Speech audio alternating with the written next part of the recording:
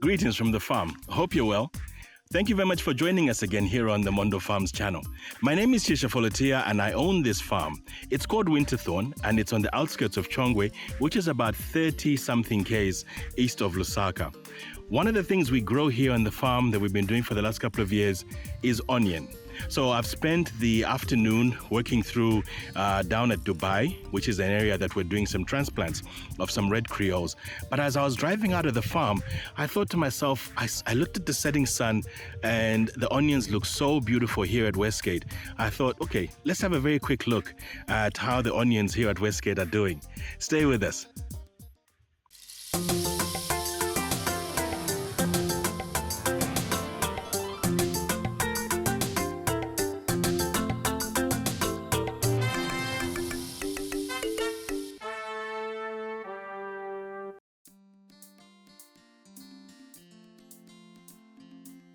So every story should start at the beginning. So let's first have a look at the first crops that were planted here at Westgate. And that is this first block here, which we call block 1. We've kind of broken it up into block 1A and 1B and C, but here's block 1. And here you can see these Texas Granos, which is an OPV, which was transplanted in the middle of April. And these are the big guys. This has been one of our most successful crops. And if I get a little bit closer, we can see exactly how it's doing. These guys are doing well.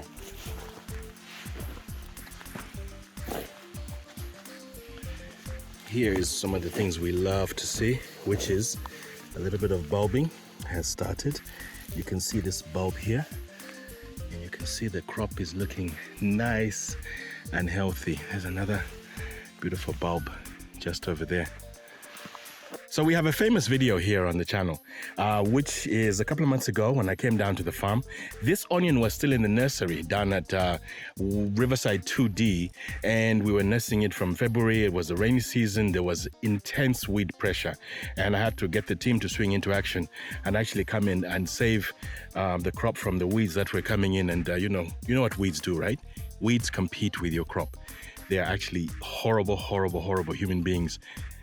Or plants. Did I just say that? I did. Anyway, we take things personally here at Mondo Farms. So we were able to obviously look after this crop, and we transplanted it in the middle of April, and it's been growing on these beds here at Westgate ever since, and it's actually doing extremely, extremely well.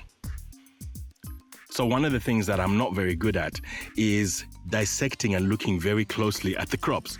Someone like me who presents a farm channel, and it's a bit disappointing, I know. My job is more at a strategic level, so I tend to have an overview of things. But let's take a minute to find some of the healthier ones and actually sort of see how they're doing. You're talking about mid of April when we transplanted it. And then if we count the months, today is July the 16th, so that was May, June, and July. So almost just over 3 months here on the ground, and this is what the guys look like. So we've got a very healthy plant here, and apart from this, ignore that. There's 1, 2, 3, 4, 5, 6. When you look at how onion grows, onion, like most plants, grows from the inside. So the growth is coming from here. So can you see this? That's a little tip. That's the growth point. And it then grows outwards, and grows taller and bigger outwards. And then this, of course, here's the leaves. Would we call this a stem? I'm not sure. Neck, I think they call it. And then underneath here is the bulb. So a quick word on how onion grows. Onion is described as a biennial crop, so which means that it will only flower in the second year. So probably thousands of years ago when our ancestors first discovered onion, they would have seen what it would do. From a seed, it grows, and then it comes up, as you can see here, and then at a certain point, it starts to rest. And when it's finished growing, it then puts all its food into the bulb. This is what onions and other alliums do. And then it waits and waits and waits until the next season comes, the next time there's rain, and then it will grow again out of that bulb, and then it will flower. So these crops around me here cannot flower unless we were to leave them in the ground until next year. And if we did that, that would be pretty unintelligent, because we are farmers, and farmers are here to make money out of nature. Here at Mondo Farms, when we grow onion, this is our basic outline. It's basically what we do. We have beds, and then we have 1 meter beds, as you can see, across 1 meter, 1 meter, 1 meter. And we put about a 50, 60 something space working area in between. That's where the wheelbarrows come. That's where the guys with the spray team come, because you need access to the crops. There are other people who grow their onion across the bed, across these huge beds. But we find that with this particular system, I can come in on this side, do what I'm doing here, whether it's weeding or picking up stuff or whatever, or I can come in on this side and I've got access to it. So 1 meter beds is something that we've been very happy with. We also use drip irrigation. Now, the drip tapes are these black things you can see here, 1, 2, 3 here. This is a small bed for some reason. And these are 1, 2, 3, 4. That's 1, 2, 3, 4. And then we have a wire that ties them off here and keeps them taut, because or else they fall back and they flip around in the wind and stuff. So the drips are very effective for us. And drip irrigation, as you can see, you can actually see a drip in action here. Look how it is. Let me move this beautiful onion out of the way and look carefully. That's a drip one. Yeah, there it is. I love seeing drips. Some people find it a bit boring, but sometimes when I'm stressed, I can come here and just watch the things dripping, knowing that the advantage of drip irrigation is that it takes the water exactly to the root, which again, of course, reduces your weed pressure, because you're not getting a lot of water that's being wasted. Sprinkler irrigation would be going all over the place, and the water would be coming even here on the roads, and we've got enough weeds as it is, here on the roads, that we don't need to be thingy. So, by the way, once in a while, your drips develop a little tear or something, then we normally come in here and put some little bit of plastic in there. But this is farming in the real world, as we're saying. So these here on Westgate 1A have been the oldest, transplanted around about the 12th to 14th of April, and they're doing extremely well. We went back to the nursery after that, and we got a few more a few days later. And these are the next, I think it's these last few beds over here.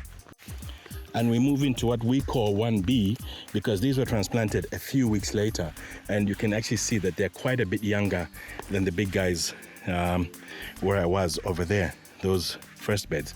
So these probably last 5 or 6 came back. We had to go back into the nursery and look and scavenge around for more, because remember, with onion you're selling bulbs, literally bulbs. So each plant, onion's about plant population, plant density, whatever it is, you've got to go in there and plant as many as you can. So like if we look on this particular bed, they're quite a bit younger and a bit smaller than some of the neighbors. A little bit of irregular growth, but generally it's fine. You see, these ones are quite small here, reasonably, compared to those ones. You can see a lot more denser there. You're going to get this in farming in the real world, where you cannot get proper uniformity. Speaking of uniformity, that is one of the issues that we have with OPV, open pollinated varieties like Texas Grano, is that you don't get uniform, where everything grows at the same pace and grows ripens and harvests at the same time. They're open pollinated, they're more natural than hybrids. We have planted some hybrids, we'll talk about those in another video another day. So here we are, block 1, Westgate 1 here. The older ones, the semi follow-ups here, and I'm going to take you over there. Can you see those nursery beds there? That's where I'm going to take you now.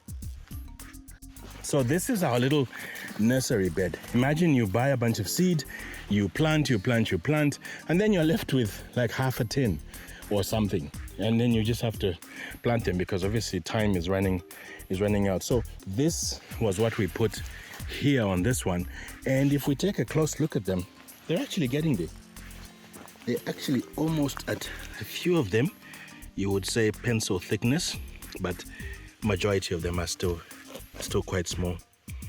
So we're going to be transplanting these into this bed here and then making a couple of more beds going this way. And this will be the last of our OPVs for this year. Why the last of the OPVs for this year?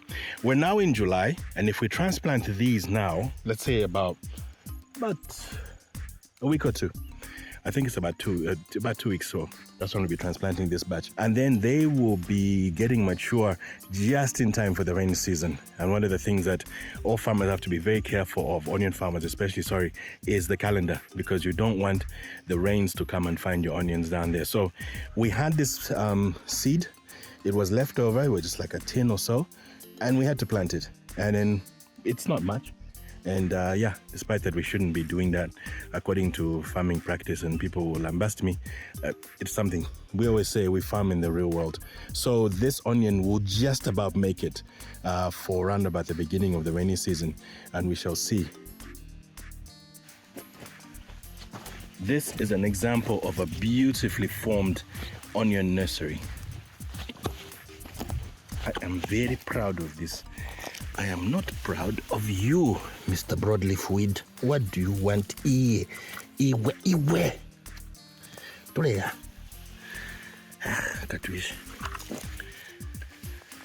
We do weed quite regularly, but these things grow really fast. Question people always ask is, should you be using herbicides in an onion nursery? Yes, no, maybe. It's something we always say here on the farm. Yes, no, maybe. You can and you can't. Depends on how bad your weed problem is. These weeds that we have here are nothing that can't be handled by one person with a small hoe in an hour or so. So we come in here every couple of days, once a week or so, and we come and just sort of take care of them and find out the weeds with a small hoe, picking them out by hand. So as with all enterprises in life, you have to go through a learning curve. We did our first vegetables here back in 2020. And the first batch of onion, we bought a couple of packets of Zambia, Texas Grano. It was a disaster. I was doing so much research and we were literally learning how to do onion on the go.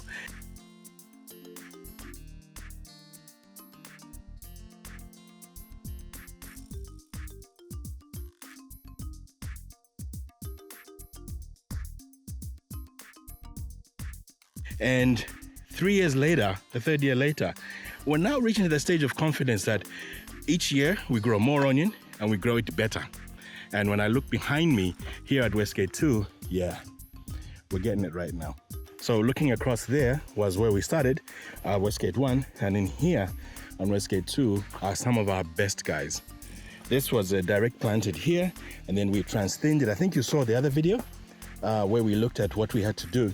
And we ended up with a magical nursery here, around here on Westgate 2, that we really had to transplant. And there's a whole video about how we transplanted that.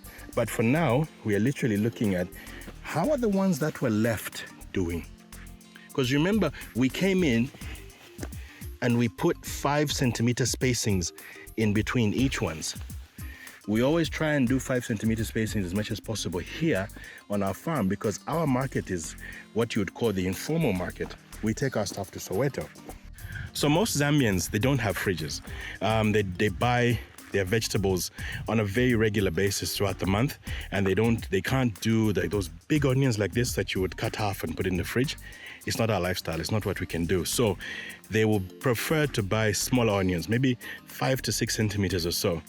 Onion will keep growing until it bumps up against another onion.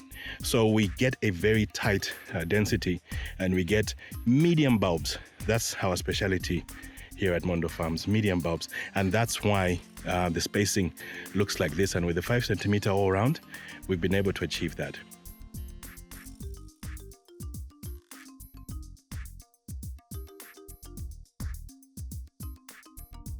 So a quick look again at the history of the onion that we have here on Westgate Block 2A. We sowed it first at the end of April, and then around about 7 weeks later, we then came in and transplanted and transthinned it, which was basically round about the perfect timing. I'll tell you what, I'm very interested in a green, super green patch of onion that we have around here. Now, can you see this slant in the slope? There was an anthill here. You know what? Let's just do a very quick piece of history. I've always wanted to share this video. This is a video of way back when we were clearing Westgate, of a TLB clearing the anthill that was here. Here, right where I'm standing, was this monstrous anthill.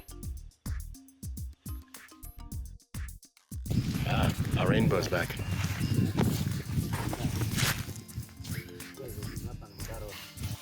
This is one of the blocks at Westgate. Can't remember which block it is. A, B, C, D, E, F, I don't know. It's the one at the bottom right. Apparently behind there is where the bees were. And the bees come when they hear the TLB come, because they want revenge. Sorry, beloved bees.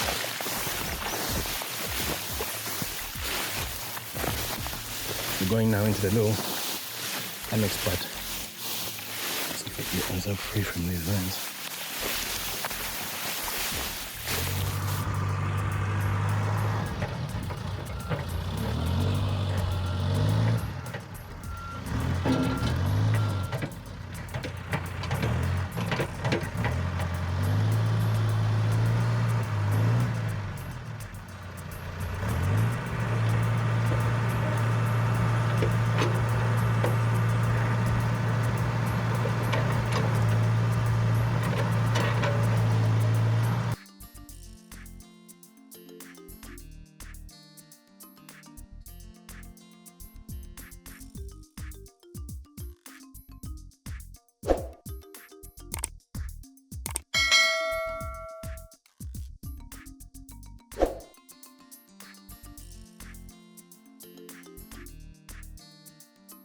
Amazing, isn't it? That's what it takes to make a farm.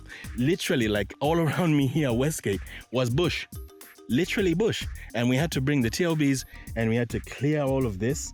And here where I'm standing, as I'm saying, was an anthill. Now, the anthill has given us history, because anthill clay soil that's created by termites over years is a specific type of stuff. And different crops like it, other crops don't like it.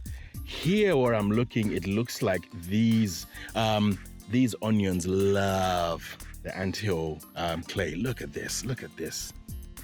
You see some very, very dense growth just here at the heart of the anthill. So, I don't know, this is not a scientific study, of course, but if you look at this, I mean, some of these guys are, look at the size of this. It's 1 centimeter, leaf. By the way, I love onion. I love onion. It's my favorite crop. And just growing it, looking after it, watching it grow, protecting it from these evil, evil things. One of which is thrips. Je n'aime pas les thrips.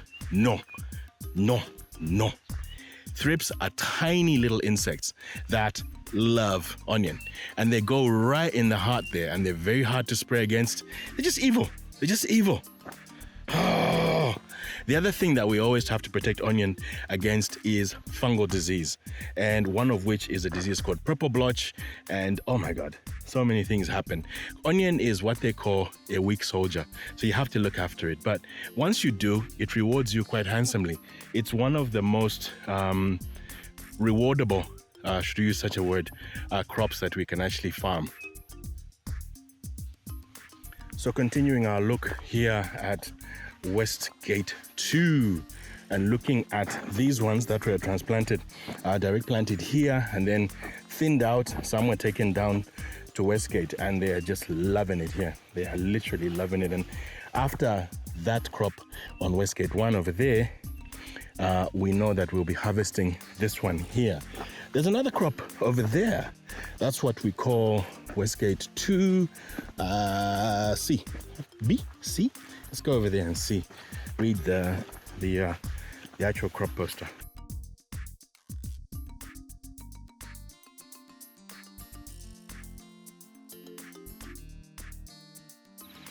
Yes, of course it's B. If this is A, there's a road, then this is B. So Westgate 2B contains the onions that were transplanted from there, from 2A. Then they were brought here.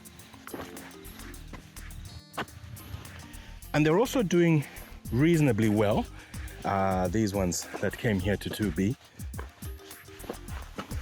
Can you imagine these were planted in the same day as those guys? That's just quite a difference. And a main part of the difference is transplant shock. When you transplant crops, you basically lift them out of the ground, they go, and then you put them back in a different place, and the roots have to establish again, and they have to like make new friends and just like, find where to eat in the cafeteria. You know what I mean? So transplant shock is something that really affects the growth of plants. Now, if you have to transplant plants because they can't grow where they are, and you need to take them to somewhere where there's more space. And that's exactly what we've done here on our Westgate 2B.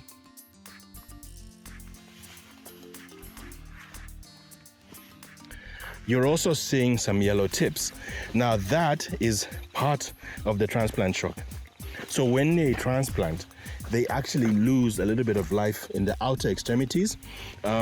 Plants are organisms and they have to transport their nutrients and all the other stuff towards the whole body. So a lot of times they will sacrifice the very, very, very end of the actual plant itself. Let's take a quick look at one of them, this guy here. So you can see the original leaf that was there at the time of transplant. It's even dried off. It's even falling away. Then this was the second one, this one here, which dried off and had the tip here is dried. Then came this leaf, which has grown since it was transplanted. And here's the baby. That's the little growth point there. That's the growth point, this guy. So we're doing well.